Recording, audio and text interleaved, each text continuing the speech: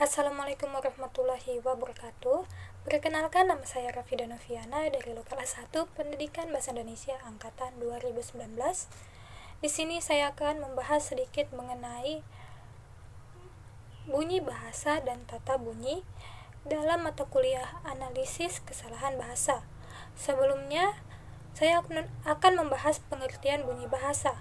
Bunyi sebagai getaran udara dapat pula merupakan hasil yang dibuat oleh alat ucap manusia seperti pita suara, lidah, dan bibir.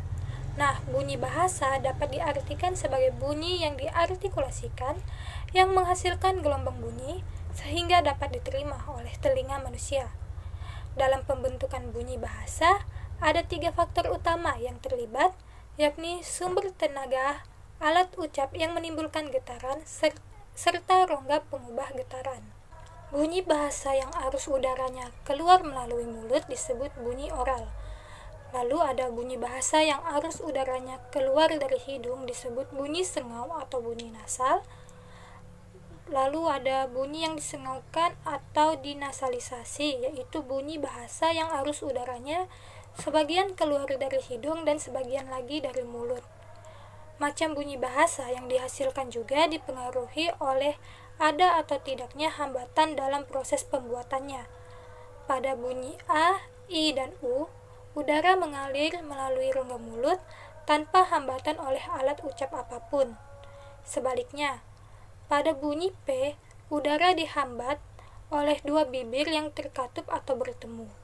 Dan bunyi T, udara dihambat oleh ujung lidah yang bersentuhan dengan gusi atas. Selanjutnya ada vokal dan konsonan. Vokal adalah bunyi bahasa yang arus udaranya tidak mengalami rintangan dan kualitasnya ditentukan oleh 3 faktor, yaitu tinggi rendahnya posisi lidah, bagian lidah yang dinaikkan, serta bentuk bibir pada pembentukan vokal itu.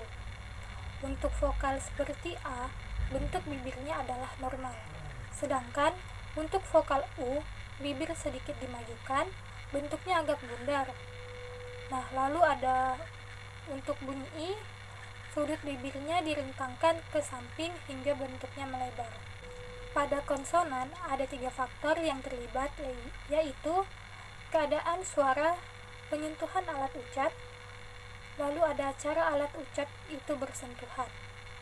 Nah, bila bial yaitu saat bibir bersentuhan, daerah artikulasinya adalah bibir atas, sedangkan artikulatornya ialah bibir bawah. Contoh, M. Lalu ada labiodental apabila bibir bawah bersentuhan dengan ujung gigi atas. Contoh, F. Selanjutnya ada alveolar, yaitu apabila ujung lidah menyentuh gusi. Contohnya huruf T. Lalu ada velar, yaitu bunyi yang dihasilkan dengan belakang lidah yang menempel pada langit-langit lunak, misalnya G dan K.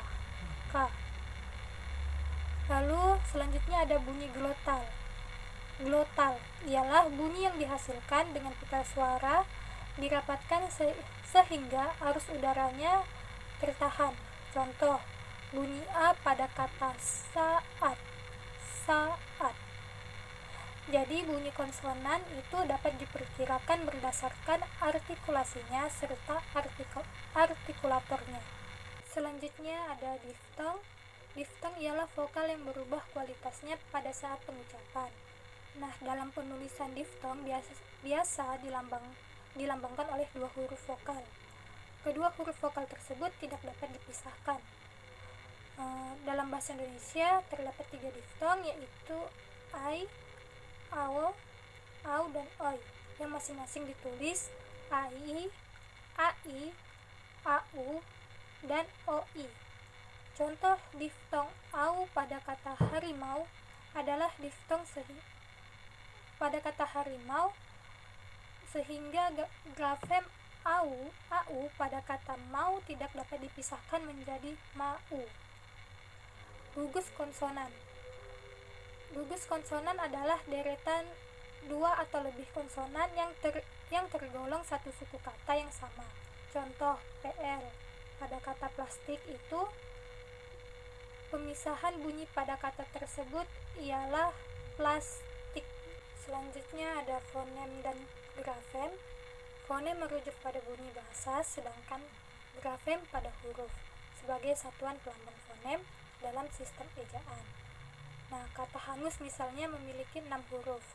Dari segi bunyi, kata hangus terdiri dari 5 fonem, yakni H, A, Eng, U, dan S, yang dilambangkan oleh grafem H, A, N, dan G, U, lalu S.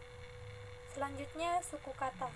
Suku kata adalah bagian kata yang diciptakan dalam suatu hembusan nafas dan umumnya terdiri dari beberapa fonem. Kata datang diucapkan dengan 2 hembusan nafas, karena itu datang terdiri atas 2 suku kata, da dan tang. Datang. Selanjutnya, fonem segmental dan suprasegmental. Fonem yang berwujud bunyi dinamakan fonem segmental. Fonem dapat pula tidak berwujud bunyi, tetapi merupakan aspek tambahan terhadap bunyi. Unsur tekanan, panjang bunyi, dan nada biasanya dinyatakan dengan lambang diakritik yang diletakkan di atas lambang bunyi.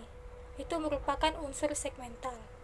Lalu tekanan, panjang bunyi, dan nada disebut ciri suprasegmental. Sekian dari penjelasan saya. Kurang lebihnya mohon dimaafkan. Wassalamualaikum warahmatullahi wabarakatuh.